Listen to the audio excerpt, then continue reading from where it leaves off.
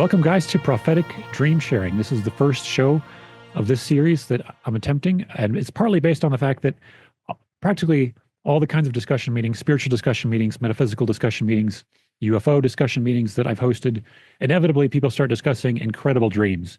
It just seems like it's just a background of amazing insight that everyone shares, that they can pull this data in through their subconscious mind or the unconscious as they're awakening from their dream and record it. Recording it is a very important aspect of this process. If you haven't ever tried recording your dreams, I highly recommend that as soon as you wake up, and developing that skill is what Rob recommends in the Law of One books. That I'll read some of that material.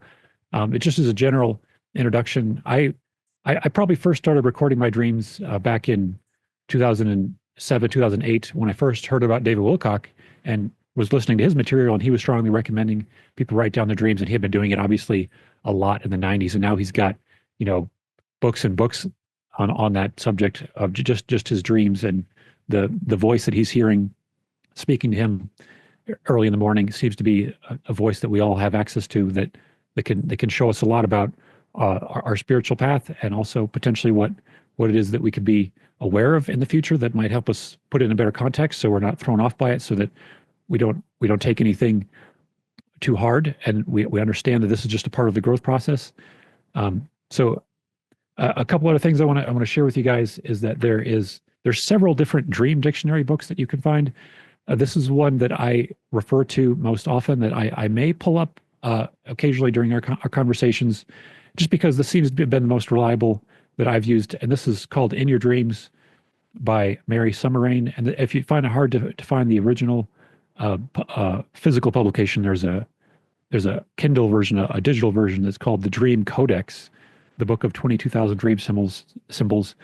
And there's other people have done this. Like 100 years ago, there was a popular one by Gustavus Hinman Miller called 10,000 Dreams Interpreted, or something like 10,000 Dreams. And there's other people who have done many versions that had just a couple thousand. So I do feel that it's helpful to have a dictionary that has more symbols, that your guides, or however you want to look at this, your spiritual connection can refer to these symbols. And I do feel like there is something that happens when you have possession of a dream dictionary and an intention to potentially look at it. Then maybe whatever it is that's working with you through these symbols has a little bit more leverage, knowing that you'll be able to draw from more of the symbols that might be harder for you to intuitively decide what these symbols are. And, obviously the best thing is to learn how to interpret the symbols of dreams based on the emotive resonance, the emotional content and quality of what you feel when you're seeing the aspects of a dream. And there are many different kinds of dreams. Some of them are more direct, and sometimes it's like we need a bludgeon to the head with a crystal clear voice that may, some of us here will hear a voice that will help us understand how to interpret symbols if it's really important and we get it right. When we're waking up and we not start imagining the symbol means something completely different than it was intended to mean. But for the most part, there'll be a lot of mystery and a vague interpretation of what symbols could mean. And that's why I think that getting your head around symbols that other people have appreciated, for a long time, that these symbols may have more of a collective consciousness meaning, and it's not just strictly individualized. However, if your symbol is like somebody in your life, something that's clearly personal to you, then you obviously have to think about what is this person, how do I feel about this person? What does this person represent to me? And those personal symbols will usually have the more depth and meaning and potential for value to extract. But a lot of times prophetic dreams will be more general symbols that are more open for the collective consciousness to process together. And in some cases, it's very, very direct, with the symbol in the dream being very close approximate to the actual physical representation of what's being talked about by your higher guides.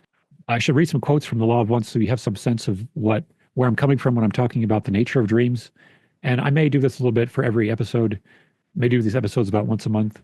And there's so much to unpack with understanding the nature of reality, the nature of the other side, or time space, as Ra seems to call it.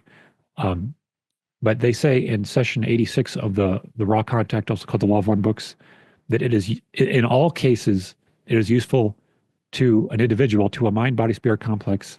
It is useful to ponder the content and emotive resonance of dreams And this is because all dreams that come in are trying to help you either unblock something or break through to a higher level of understanding in some area. And so even if your dream is very, very personal and individual to you, whatever is showing up in your dream, it's helpful to be able to understand how you relate to that and keep on processing that, because that's going to be a real key in understanding things. That's like having your own psychic counselor, and it's you all the time that's just always trying to get through to you through your dreams in the morning. Um, and they said for those whose green ray, also in session 86, those whose green ray, the heart center, if your heart center has been activated, as well as those whose ray energy centers, the heart centers, if your heart center is offered an unusual unblockage due to extreme catalyst, such as what is termed the physical death of the self, or one which is beloved, occurring in what you may call the near future, dreaming takes place on another dreaming takes on another activity. This is what may loosely be termed precognition, or knowing which is prior to that which shall occur in physical manifestation in your yellow ray third density spacetime. This property of the mind depends upon its placement to a great extent in time space, the metaphysical dimensions, so that the terms of present and future and past have no meaning. This will, if made proper use of by the mind body spirit complex, enable this entity to enter more fully into the all compassionate love of each and every circumstance, including those circumstances against which an entity may have a strong distortion towards what you may call unhappiness. So, some quick examples of this, where they say that if something could really dislodge your heart, then that's might be when you're most likely to have um, the precognitive dream, the precognition that tells you what's going to happen. And that's what I'm wanting to, base this show around when I'm say prophetic um, dream symbols, dream sharing. We're trying to understand how this process works. When our heart is open, what is it that we're seeing, and why are we seeing it? And so some examples of this, my wife has had two pets that she brought into the relationship, and they were close to the end of their lives. And uh, one of them, the cat, um, got really sick. And right as the cat was getting really sick, I had a dream that was like a cat food factory. And it was like I was interviewing, I was like aggressively shaking and interviewing all the people in this factory who felt very smug to me. They were very confident in their quality controls. And but anyway, the cat passed away relatively quickly. And it was just very mysterious, sudden sickness. And I could only assume that it had to do with the cat food based on that dream. That I was just so I was kind of emotional in my dream, but I felt like it put more to ease at me. Like, what did we do that could have called, what happened to the cat? Um, Another dream was my when my wife's dog was our dog was very old and close to dying. We knew he was close to dying, but there was a morning when my wife was at work. She was away at the office. I was at home, and she texted me and said that I had a dream last night that Baxter passed away. The dog passed away. And so immediately I saw that message and I ran to the dog, and within a few minutes he passed away in my arms. And it was extremely intense experience, but it was like um, it helped us both put it in the proper perspective a little bit more. And it also, maybe helped the dog pass on a little bit easier, because I was praying for the dog as he was passing on. But I would have been in the other room had she not sent me that message. And it was just perfectly timed that I could be a better service through that process. Um, and that seems to me to fit in exactly with what Ra was saying, with specifically when they say the death of an other self which is loved, beloved, occurring in your near future. So that's two examples of that. And I've got other examples that I'll probably share in future sessions. I don't have to make this about me, because we already have a bunch of people submitted some dream stories. I'll read some of those. But one other thing I wanted to share is in session 86. Don Elkins was asking Ra about, is the memory that the individual has upon waking from the dream usually reasonably accurate? Is the dream easily remembered? And Ra said, I am Ra. You must realize that we are overgeneralizing in order to answer your queries, as there are several sorts of dreams. However, in general, it may be noted that it is only for a trained and a disciplined observer to have reasonably good recall of the dreaming. Oh, it's only for a trained and disciplined observer to have reasonably good recall of the dreaming. This faculty may be learned by virtue of the discipline of the recording immediately upon awakening of each and every detail which can be recalled. This training sharpens one's ability to recall the dream. The most common perception of a mind body spirit complex of its dreams is muddied, muddled, and quickly lost. And then Don followed up in asking, in that remembering dreams, you are saying that the individual can find specific clues to current energy center blockages and may therefore reduce or eliminate those blockages. Is this correct? And Ross said this is so. So this is just another reinforcement I want to share with you guys that even if you don't think that you can remember your dreams, if you get into intentional habits, if you put a dream, a journal, just a book that's very easily accessible. David Wilcock always recommends actually having a audio recorder that you can just record your voice saying a dream. But for me, it was always easier to write it out with pen and paper. And as I'm writing it out, I'm looking at the words and something else comes in and I remember deeper and deeper levels of the dream as I'm writing it down. So I feel that, you just get better over time if you have that habit and you're consistent about as soon as you wake up, as soon as you know that you had a dream, make it a high priority to start writing that down and you'll be able to recall a lot more, especially if you keep doing it day after day. It just keeps getting better and better for everyone. I think that's a possibility if you can get started on that.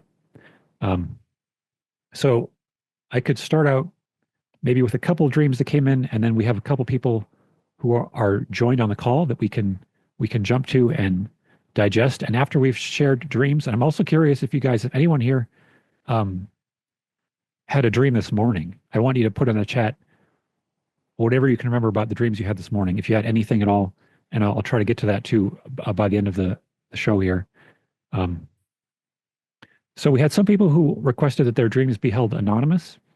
We had someone write an anonymous submission who said, in this dream, I dreamed I was at the end of an octopus's tentacle being lifted to an energy of many colors.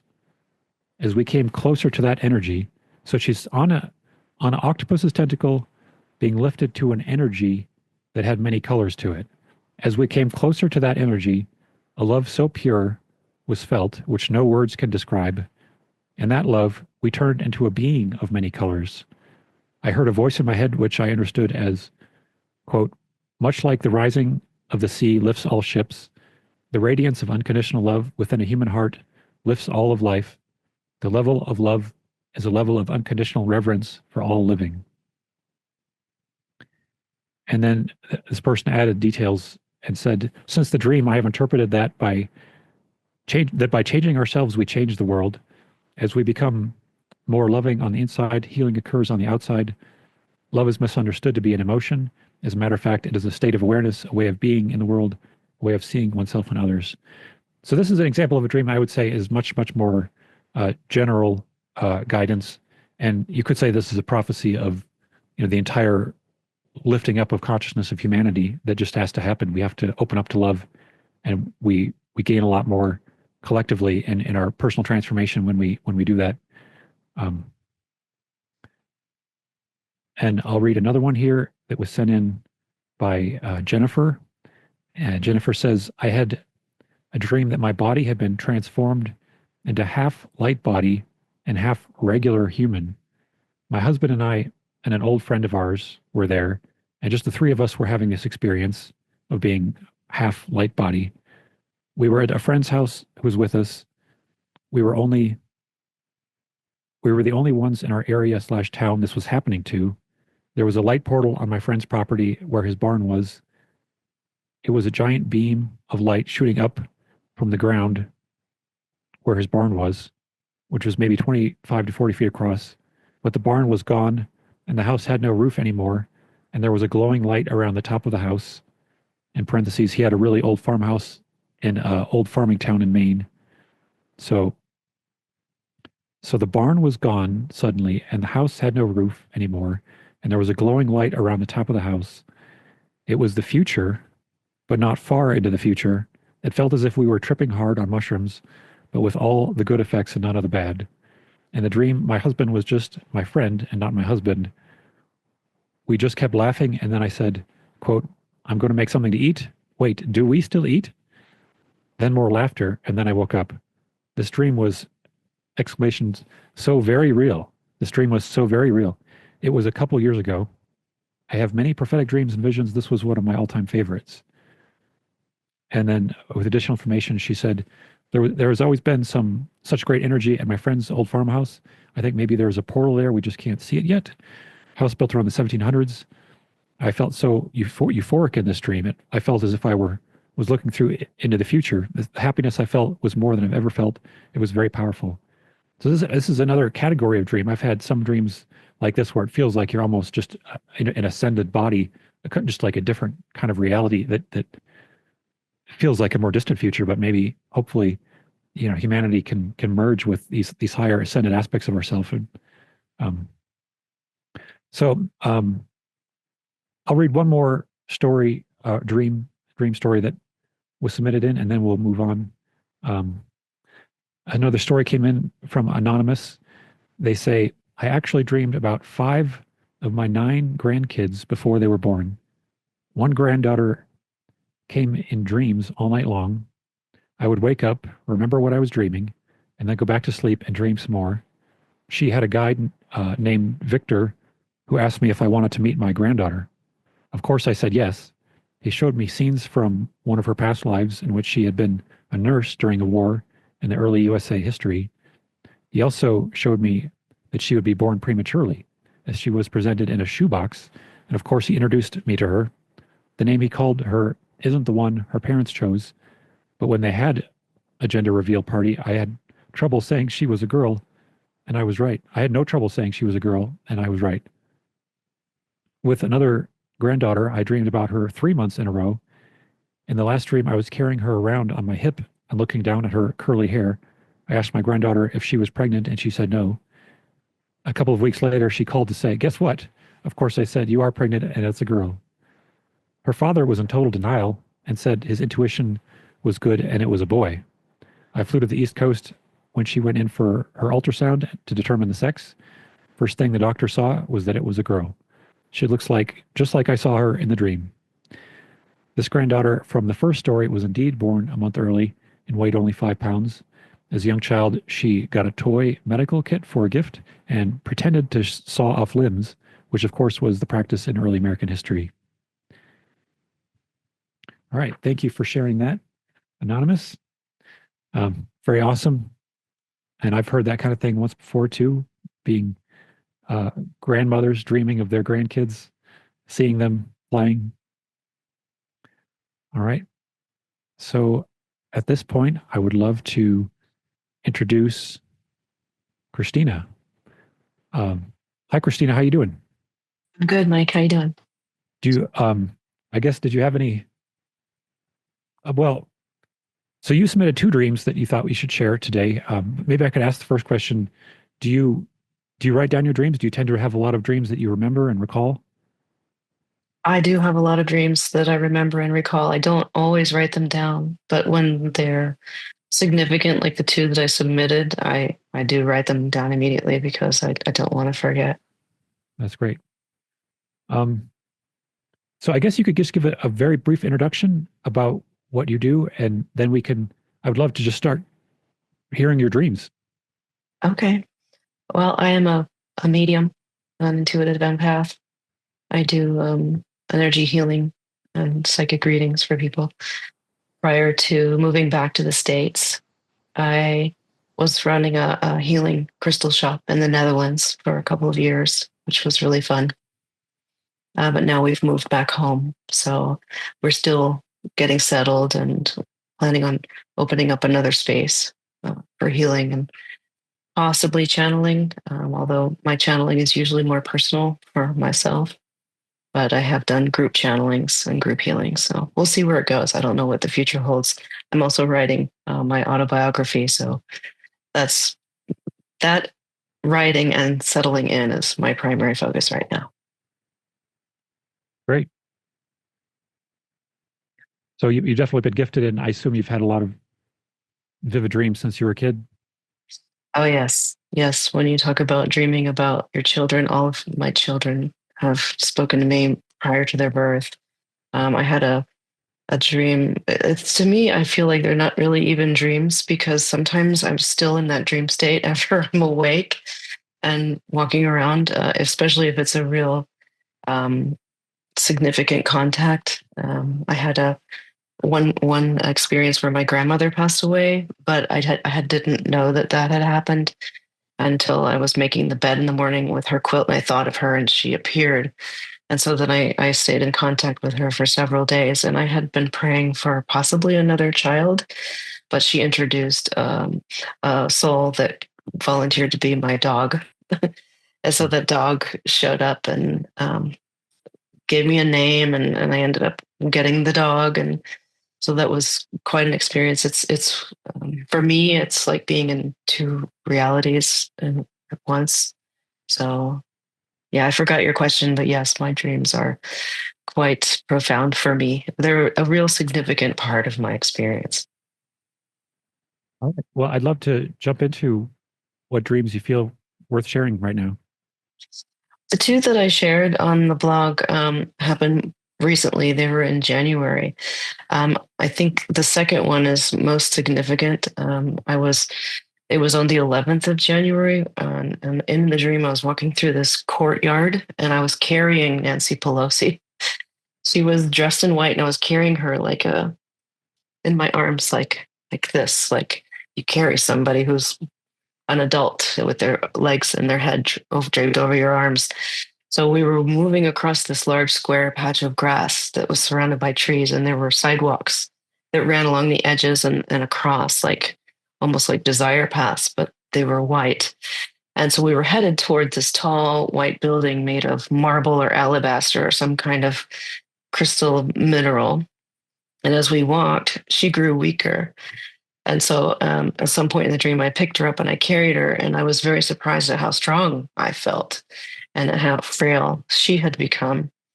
And it was really significant for me because I do suffer from physical. Um, I don't want to use the word disability, but my strength in the dream really stood out to me. So when we reached the entrance of the building, what I noticed first was what I thought was a turtle shell resting on a pedestal. But then I immediately also realized it was an abalone shell. There were barnacles all over it. And I understood that a male guide had left it there as a message for me. But then I gently sat Nancy down, and when I put her down, she and I were having this connected experience. But then as soon as I put her down, she like stood up and became into herself and then went into the building, and I realized this was a memorial service for her. Like everybody was deeply mournful, and they were all filled with sorrow over her passing, and she was there to attend, which was, how dreams are. It's kind of weird. But then I entered the building and I went downstairs. There was this lower level of the building and into a room. And I moved there with thought. It wasn't like I walked down these stairs. My thought transported me there. And there were like these marble or alabaster benches in a semicircle. They were like pews. And I noticed around me there were dark magicians, like black magicians, because there was this energy, but it was almost like I was invisible. They really couldn't see. They weren't aware that I was there. I was just transported into their midst, and they were ridiculing the idea of the 12 apostles and Jesus, that they were revered figures, and they were laughing at the idea that people put so much faith in them or in others, when in reality, these black magicians were aware that people could have their own direct connection to source. There was this energy of mockery toward naivety, when actually they're the ones that are keeping humanity in that state of being. But then at that moment, when I was just aware of this energy that I was in, I was like, oh, I remember this shell or this thing that was left upstairs. So I went back up to get it. And it was almost like I was invisible because my thoughts transported me up to this place where the shell was. And it was definitely an abalone shell. And I picked it up and nobody seemed to notice it. It was also invisible. And I had just had this feeling that it was specifically left there for me. And that was when I woke up from that dream. So, what do you think this shell felt like? What was the representation of that? Yeah, I feel like the shell was personal toward me. We looked it up later, what abalone shells mean, and I forgot to look that up prior to this meeting, but it has something to do with embodying the true self and listening to the messages of your own intuition and your spirit. And I could look that up again. I'm sorry to say I don't remember No, what the shell that's means, but okay. it definitely felt personal to me, mainly continuing on my own healing journey so that I can be the person I came here to be. Mhm. And it's probably easy for people to guess, but for people who maybe may not imagine what your feelings are about Nancy Pelosi going into this dream, what does she represent to your subconscious? I've thought about this dream because I don't really have feelings about her specifically. I mean, I don't, I can see that she's involved in some really nefarious things and she's participating in some, corruption and whatever. But I felt like, why would I dream this? I don't really put too much energy into politics anymore. But I felt like what this dream was showing me was that there's a passing of ways of being, the structure of humanity, the structure of governing, and the way the consciousness has been. We've all given our power collectively to these structures, and now they're passing.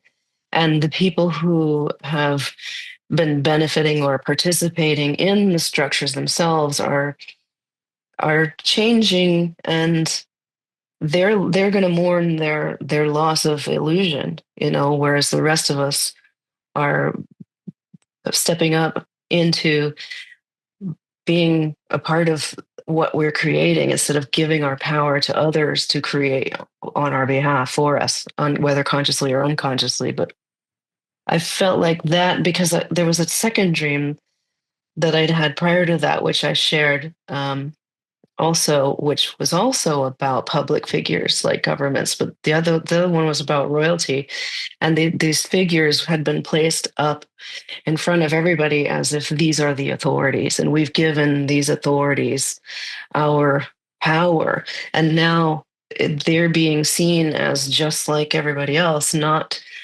any more spectacular or amazing. We're all equal. I feel like the playing field is leveling, and through conscious awareness and raising a frequency, we're all becoming more empowered, and we're taking back our power from the things that have been in the place of authority. So this first dream you shared, it was the funeral service, and then a deeper level was the dark magicians. It was like this is what we're seeing, and then down below the surface is where you see the dark magicians are operating. Right. Yes, it was like puppets. However, instead of being above, the puppets were like playing from below. They were in the darker realms, the inverted tree of life, the inverted uh, Sesserat. What is that? The tree of life.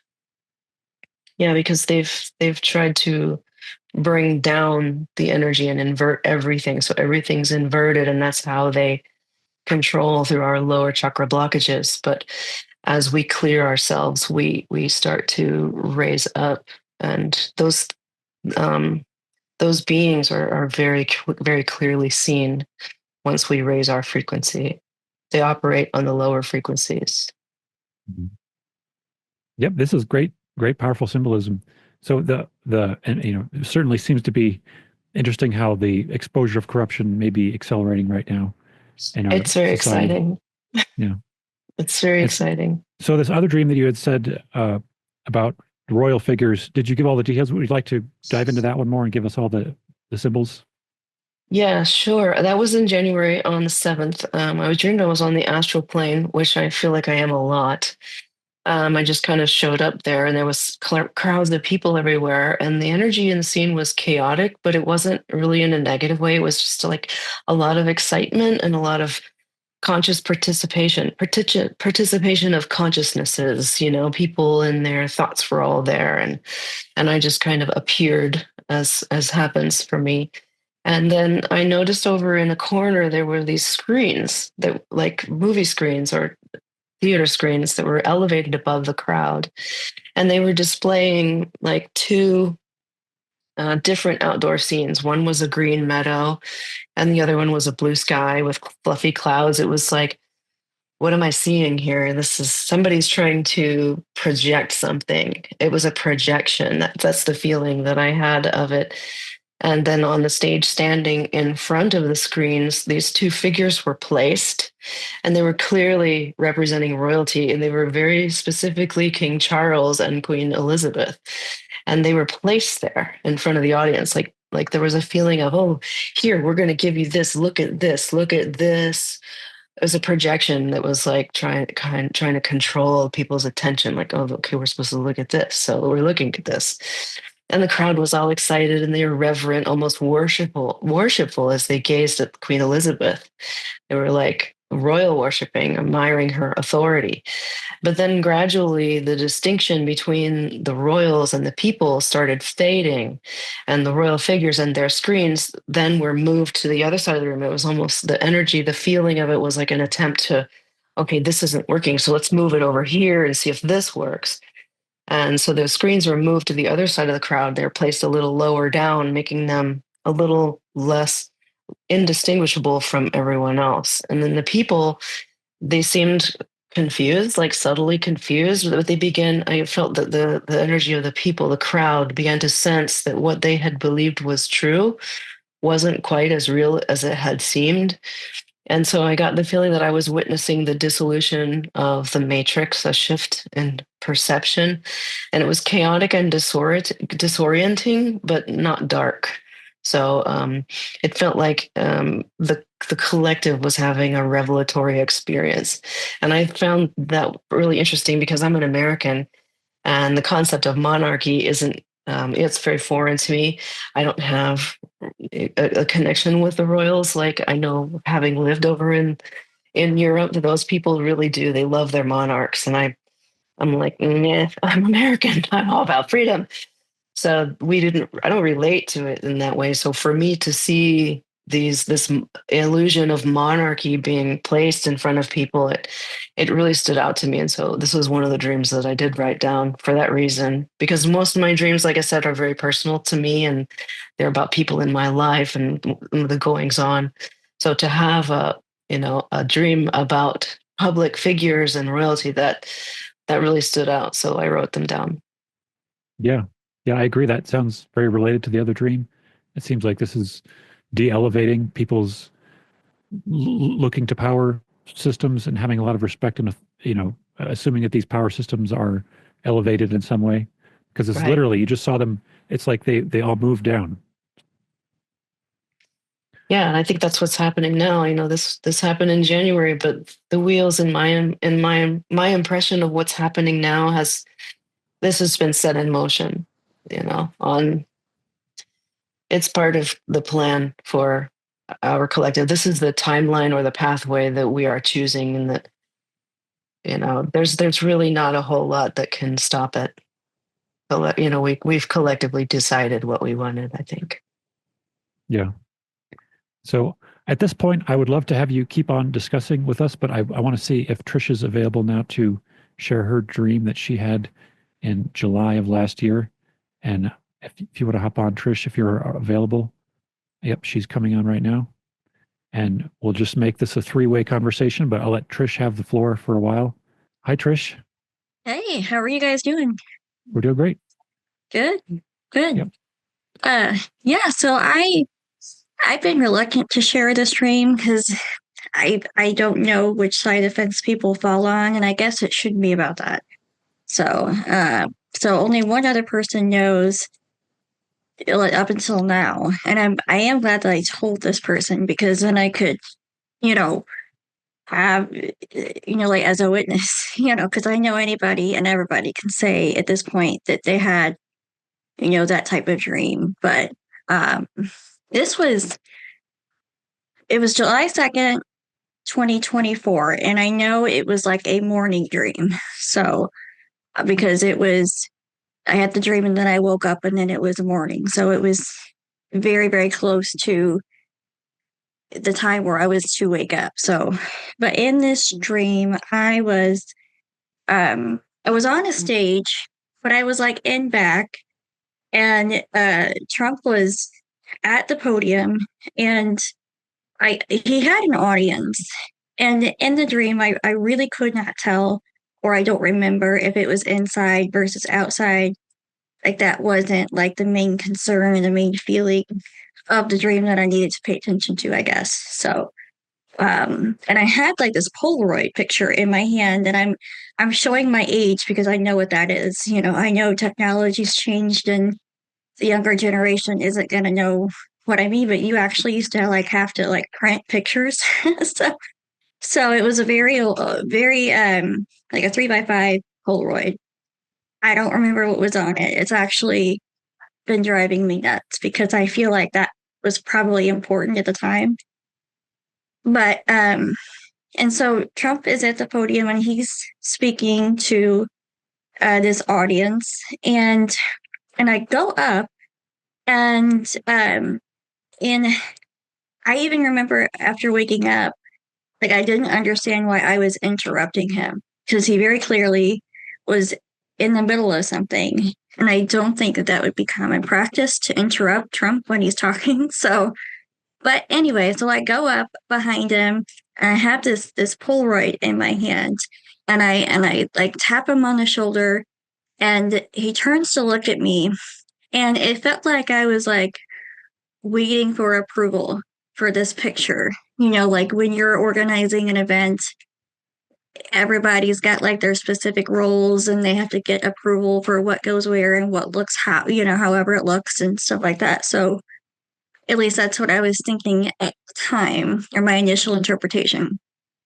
So I go up, I tap him on the shoulder, he turns to look, and I'm like pointing at this picture, like waiting for him to tell me, yeah, it's okay, or whatever.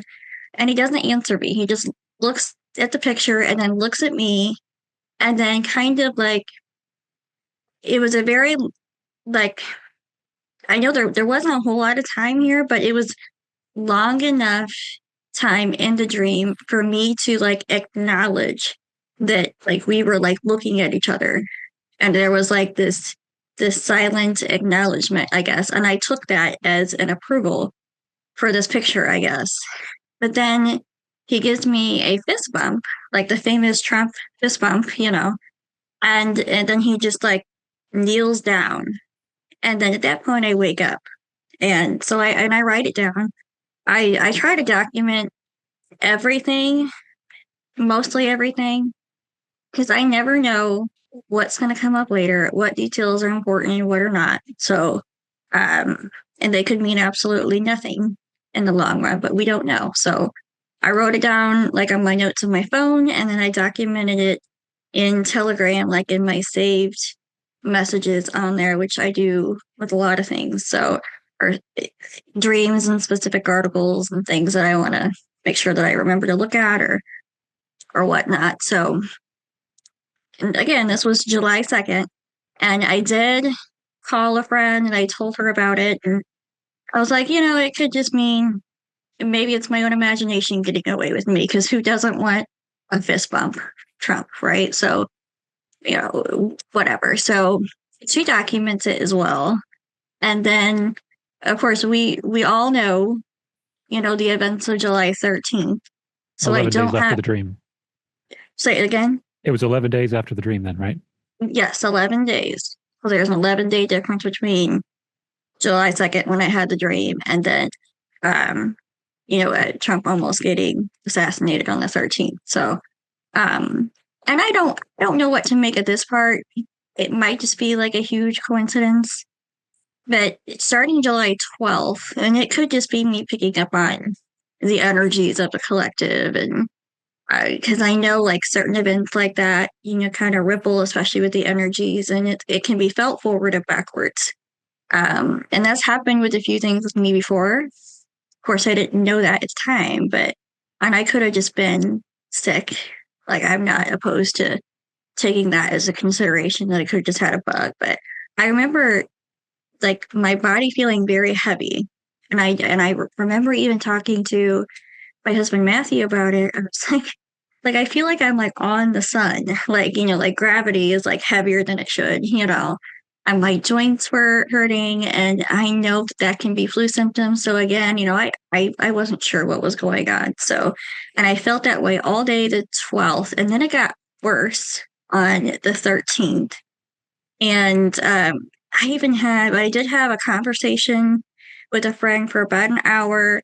And then right after, or within an hour or so after that, like I couldn't stay awake anymore. Like I was feeling very bad. Like it felt like my eyes were burning from the inside out. Um, and I was like, I like have to go lay down. Like I don't think I have a choice. So my husband was off work, so he was, watching the kids. And so I went and laid down and I like almost immediately fell asleep. And this was about 4:30 my time, so that would make it 5:30 Eastern time. And I laid down. I I actually had a dream at that point that about a chessboard.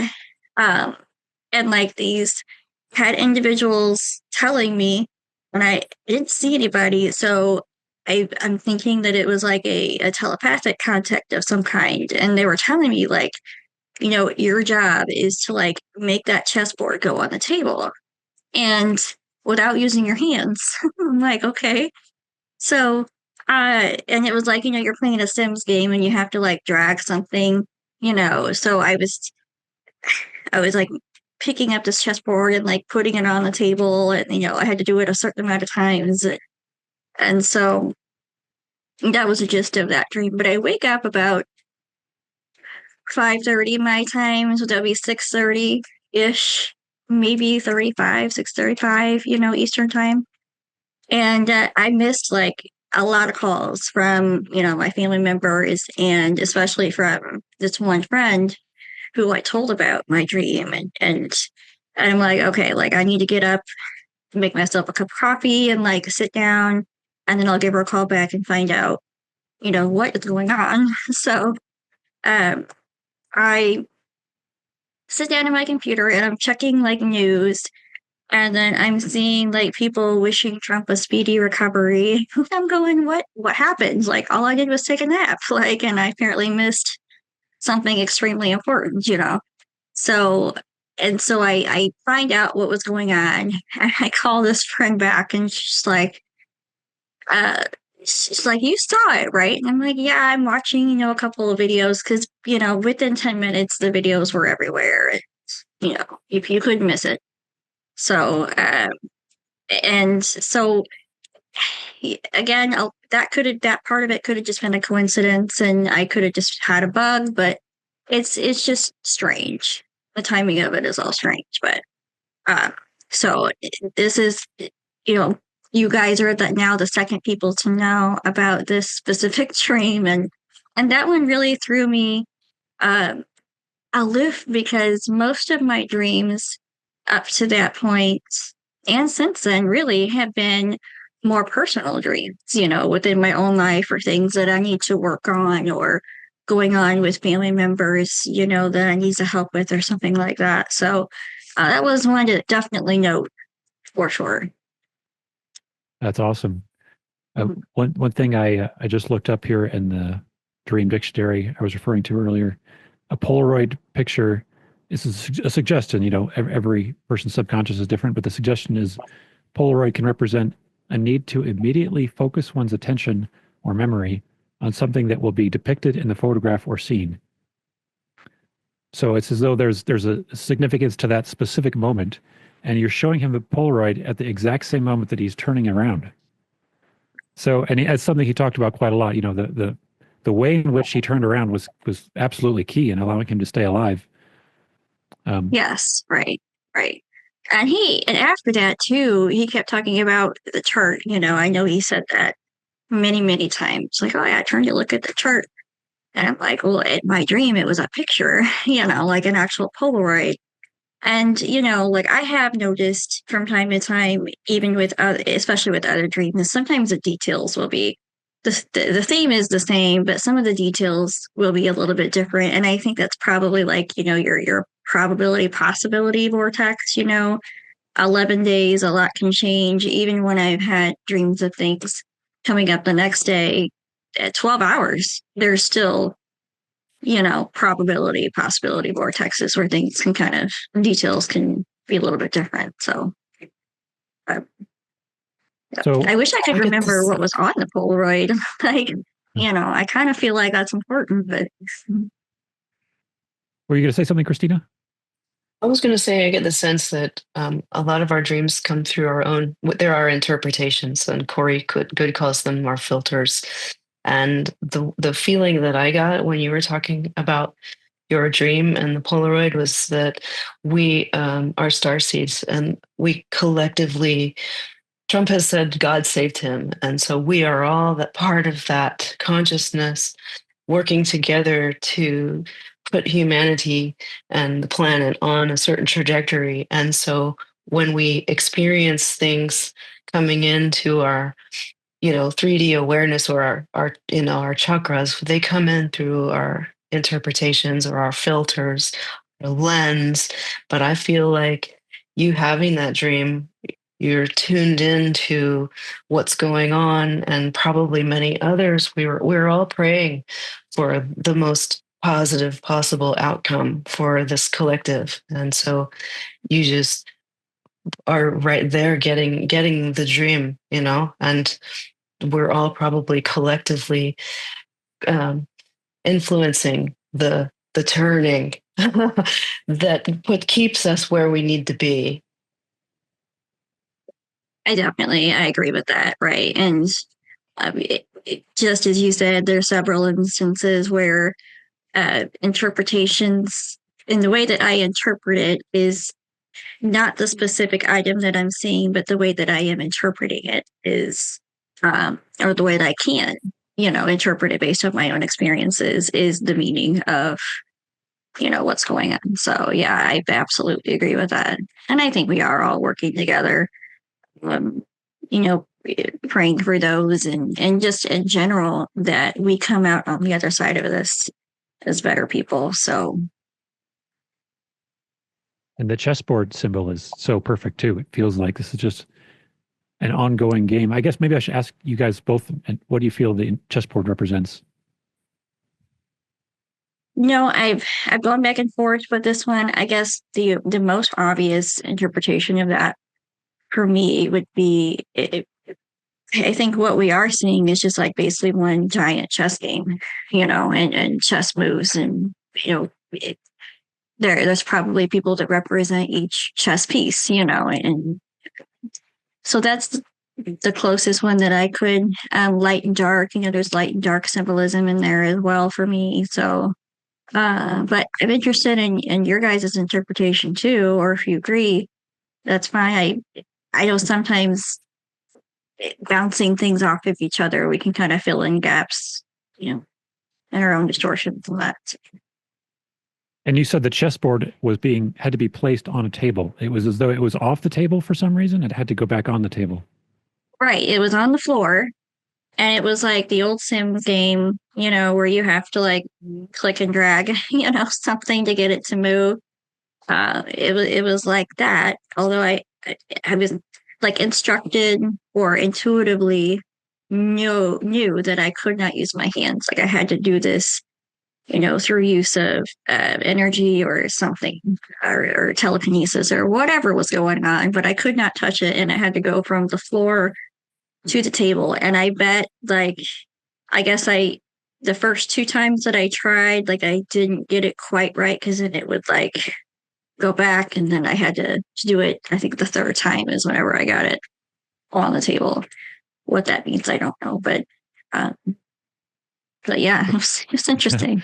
Well, that's another kind of common symbol when we say things are off the table or on the table. It's like on the table where it's a consideration. Off the table to people generally means this is not something that we're thinking about anymore. It's something that's not being handled. Maybe I should look up that in the dictionary right now, though.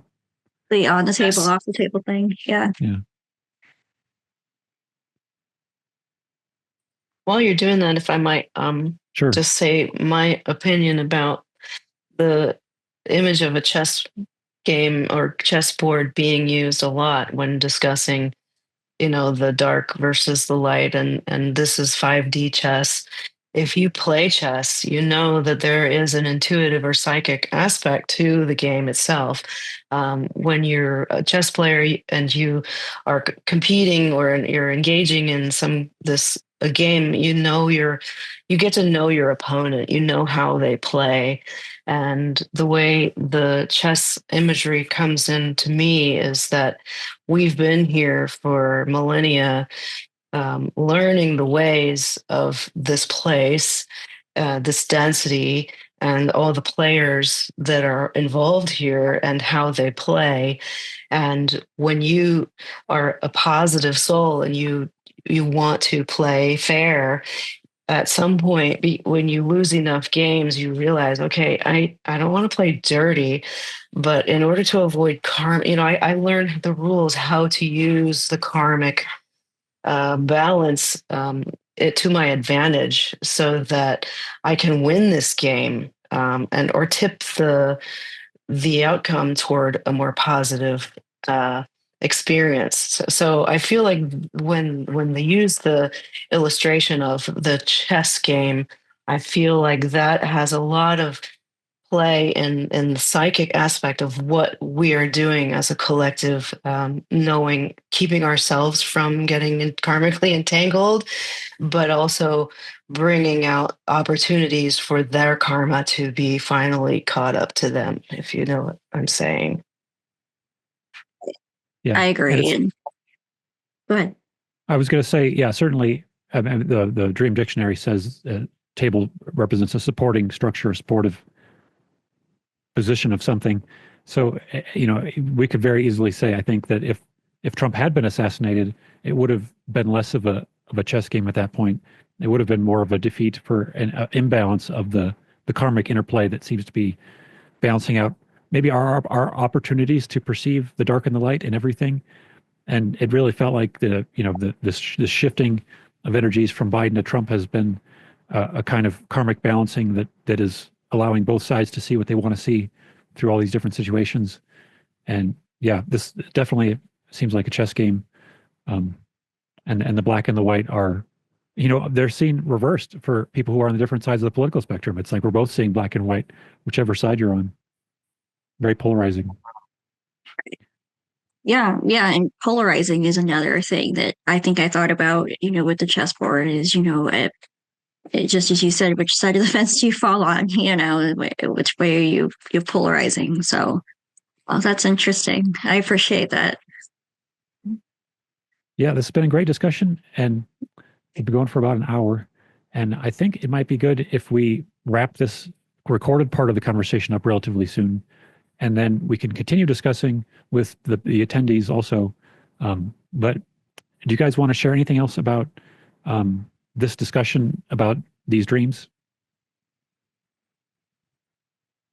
I would say finally, that as we work on our moving our energies up through each chakra and clearing our blocks and becoming more aware without judgment, like balancing our emotional so we can become balanced entities, pulling back our participation in judgment or opinion or any kind of emotional reaction to anything. That's where I'm coming from.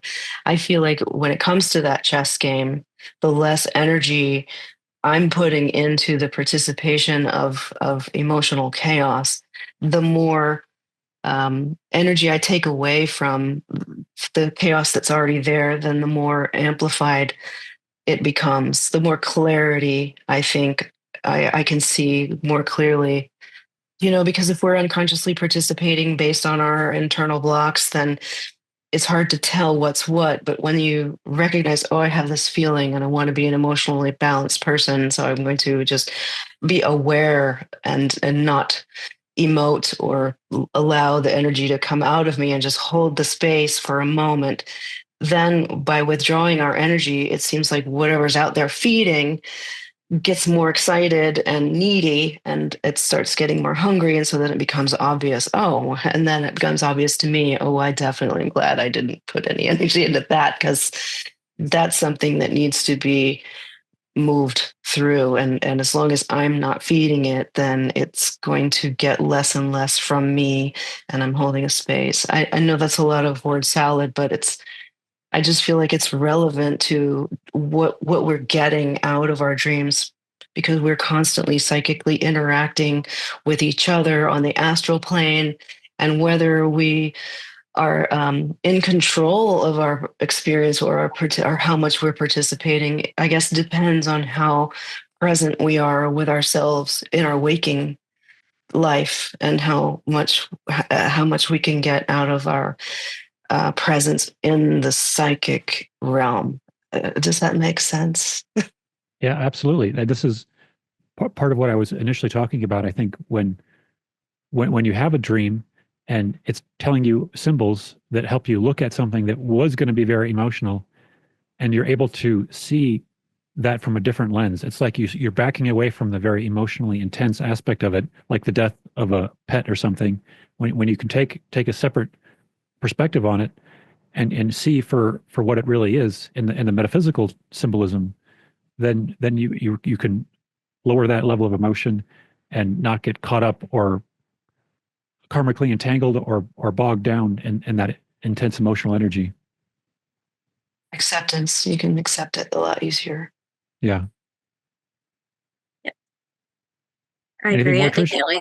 I think the only thing I would add is definitely like Mike and Christina recommended, definitely record as much as you can with the dreams. I mean, when I used to do it and then I stopped, and then it was almost like my recollection like decreased because I wasn't attempting to recall, recreating that bridge to, the dream world and the subconscious and what's going on there. So, um, I would say though, just like me, like being frustrated without remembering, what was on the Polaroid, and maybe that it isn't important. And maybe, as you said, Mike, it's just like, a snapshot of memory. Hey, I need to remember this. I wouldn't get so frustrated when you cannot remember certain details, and that it is what it is. Sometimes I find that in random times throughout the day, I'll remember something about a dream, last night or the night before. So I think if it's meant to come through at whatever time it will, I think just focusing on recalling and then recording what you can, and then you'll see that your recollection does increase after some time. Yeah. I've had that experience many times too, where it feels like there's a container, and I remember that there was a lot of amazing stuff in that container, and then I move on from it, and it's like, whoa, how can I not remember any detail at all of that? That felt so important. But maybe Right. that is something that I'm not meant to remember, or it's not as important as the overall symbolism that I'm being shown. Right. And then sometimes there's triggers like for it. Like somebody will say something, like I use a certain word, and then all of a sudden, I'm remembering this. And so, and I think the triggers are important for whatever reason. I don't know, but it happens that way. So Jennifer added in the chat here, putting the chessboard on the table was maybe elevating the game. true, Interesting. true. I think that was definitely like a pivot point for the world for sure. Yep. All right. So I think this has been a great discussion, and I can close out the recorded portion of this. And for people who are attending now, I can invite everyone to share in this as like a regular meeting as well. All right. So thank you guys for joining. And I think I'll post this one on YouTube. I'm not sure if they'll all go up on YouTube. I may be inspired to put them all on YouTube. We'll find out.